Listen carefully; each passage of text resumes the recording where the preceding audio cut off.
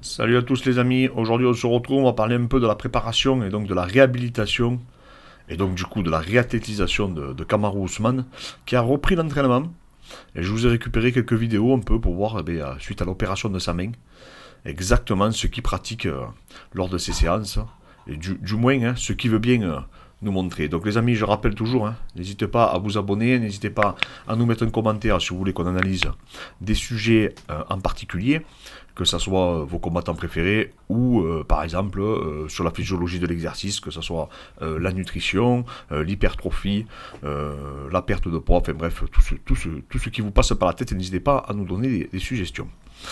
Donc Kamaru Usman, c'est vraiment un athlète, vous le voyez, physiquement, voilà, je vous ai pris une photo, c'est incroyable.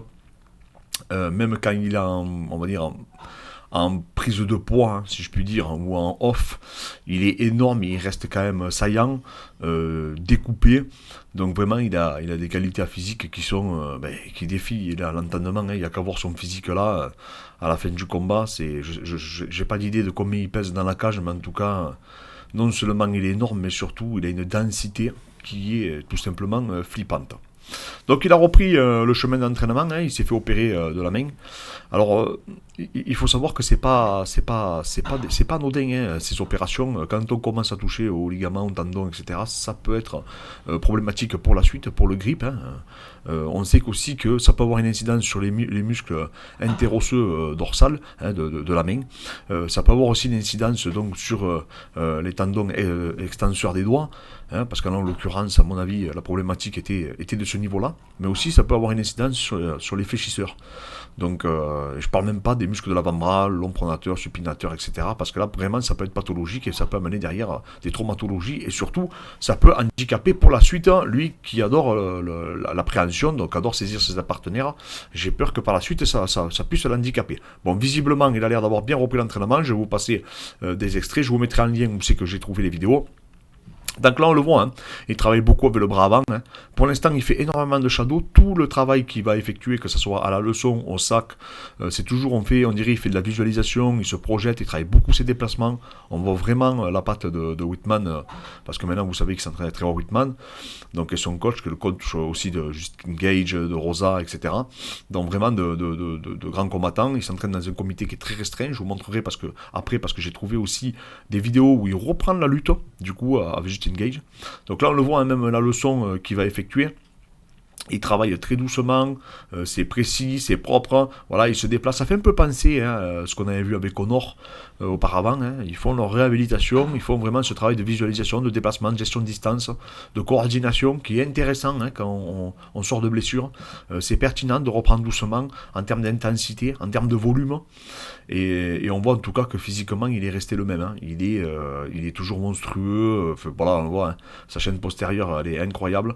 Et ça, vous allez le voir beaucoup. Il fait énormément de shadow. Beaucoup, je vous dis, de travail de visualisation, de déplacement. Il le fait avec des binômes aussi également. Il le met en story, ça. Où il travaille avec des binômes, où il simule comme s'il allait coller. Vraiment, Kamaru, je pense qu'il a fait. Et du coup, comme je vous disais dans la première partie, les amis, on peut s'apercevoir donc qu'il a repris par du shadow, mais il a également repris la lutte. Et je vais vous montrer, je vais illustrer. En fait, je l'ai trouvé un petit sparring, donc un petit éducatif avec leur coach de lutte en commun, qui fait avec Justin Gage pour la préparation de Gage en fait, qui va affronter The Bronx. Donc, je vous mets la vidéo. Donc, on le voit. En fait, c'est une des premières apparitions du coup de Kamaru Usman. Pour la lutte, en tout cas pour les sports de préhension, depuis suite à son opération. Et on va le voir un peu faire des éducatifs, etc. Donc je vous accélérer parce qu'il parle beaucoup, mais on va le voir faire un peu d'éducatifs. Alors c'est pas une vidéo sur Kamaru à la base, c'est une vidéo sur Justin Gage.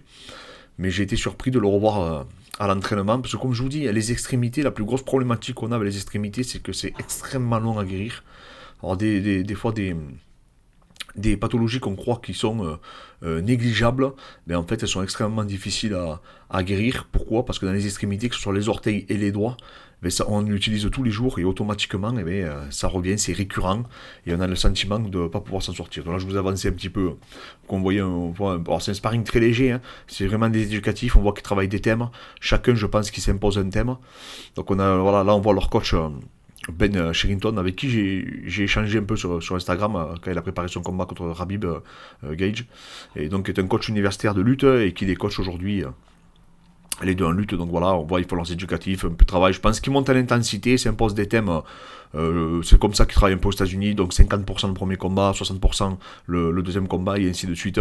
Et après, derrière, eh ben, ils vont s'imposer, mettons un thème comme le bras-tête, etc. Donc c'est vachement intéressant de voir que Kamaru a repris aussi des sports de préhension, hein, comme la lutte, le grappling et toutes ces disciplines. Et moi, ce qui me surprend le plus, c'est vraiment aujourd'hui sa condition physique. On dirait vraiment un peu comme Francis Ngannou, hein, que rien ne les atteint et qui continue à garder cette densité qui est en grande partie due à leur génétique qui est supérieure à la moyenne. Vraiment. Et pourquoi j'ai fait cette vidéo aussi, c'est parce que là, vous avez vu qu'on parle beaucoup du combat contre Conor, donc à 77. Pourquoi? Parce que, effectivement, je pense que maintenant, Kamaru veut démoner fight, mais surtout, le plus important, c'est qu'on voit Kamaru qui est très massif et qui voudrait monter du coup de 2 catégories pour aller défier le champion des 93 kilos. Et donc ça nous laisse entendre que son poids doit être quand même très élevé. On en revient un peu à la vidéo sur Conor et la vidéo donc du coup sur le cutting, parce que pour combattre à 93 kg, je pense que Kamaru sera à la limite de ce poids, donc il doit avoisiner vraiment un poids qui doit être vraiment dans ces eaux-là en tout cas. Mais voilà, vraiment un athlète qui est hors du commun. J'ai pas trouvé de préparation physique spécifique ou qui ressemble à de la réathlétisation. Tout ce que j'ai trouvé avec des chiropracteurs ou des kinésiologues, parce que là-bas aux États-Unis, ils travaillent beaucoup avec des kinésiologues. C'est un peu comment dire, c'est pas un kiné tout à fait, c'est un kiné qui pratique un peu la prépa physique et qui ont des formations un peu complémentaires avec l'ostéopathie. Donc c'est très particulier, c'est très nord-américain et en fait c'est des préparations qui avaient été effectuées pour son combat contre Colby, donc c'est pas représentatif de ce que Kamaru fait aujourd'hui, mais en tout cas je trouvais pertinent de vous montrer après donc une opération par quoi il a commencé. Parce que souvent, il y a des gens que quand ils viennent de se faire opérer, de suite, ils se relancent dans le grand bain, ils veulent de suite resparer, ils veulent de suite remettre de l'intensité en pensant qu'ils ont perdu du temps. Ben lui, ben au contraire, on l'a vu, il a fait progressivement. Il a commencé donc du coup à travailler sur la gestion de distance, de la coordination, à mon avis, du timing. Parce que j'avais vu dans ses stories qu'il faisait un peu de réactivité, aussi un peu d'explosivité, de la basse pliométrie, donc c'était très intéressant, et là on voit maintenant, il a repris vraiment les sports de préhension. Je vous dis, c'est une des premières vidéos où on le voit retourner un peu. J'avais vu une vidéo également où il tournait à Sanford MMA, pareil, très léger, et on voit que la leçon, il continue à avoir peur, à mon avis, de les impacts, comme je vous dis, des fois, hein, sur les extrémités, c'est que ça peut ne jamais guérir, et je pèse mes mots, moi, les orteils, j'ai dû m'entraîner avec des chaussures de lutte pratiquement pendant 3 ans, de 2006 à 2009, pour vous donner une idée. Pourquoi? Parce que je m'étais fait une petite fracture à l'orteil et ça ne guérissait pas. Pourquoi? Parce que c'est des gens qui ont des charges d'entraînement qui sont élevées et le fait de se réentraîner continuellement sur ça, ça a beaucoup de difficultés à guérir.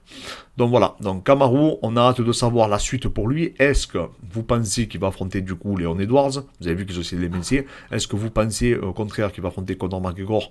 Je pense que les deux veulent, ça c'est pour moi c'est indiscutable, parce que lui il veut vraiment son money fight, et il prendra jamais autant d'argent qu'avec Conor McGregor. Ou est-ce qu'il va monter à 93 kg? Je pense que si c'est Glover qui s'impose, il montera, parce que je le vois pas monter contre Jiri. Je pense qu'il plus il voudrait aller chercher, à mon avis, Glover. Donc voilà les amis, donc voilà, n'hésitez pas les amis à nous dire du coup qui c'est que vous voulez qu'on analyse, les sujets comme je vous disais en début de vidéo que vous voulez aborder, et on se fera un plaisir de le faire. Merci encore à tous pour votre soutien et pour la force que vous nous transmettez.